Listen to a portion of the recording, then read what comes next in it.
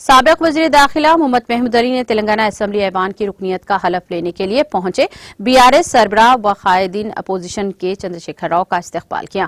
انہیں گلدستہ پیش کرتے ہوئے انہیں مبارکباد دی۔ KCR نے تلنگانہ اسمبلی میں رکن اسمبلی گجویل کی حیثیت سے حلف لیا۔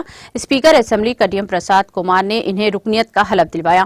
اس موقع پر وزراء D سریدھر بابو اور BRS کے مختلف قائدین بشمول جے سنتوش کمار، محمد محمود علی، سرینواس گوڑ، کوپولا ایشور، گوپی ناتھ اور دیگر کئی قائدین موجود تھے، جنہوں نے KCR کے اسمبلی پہنچنے پر ان کا والہانہ استقبال کیا۔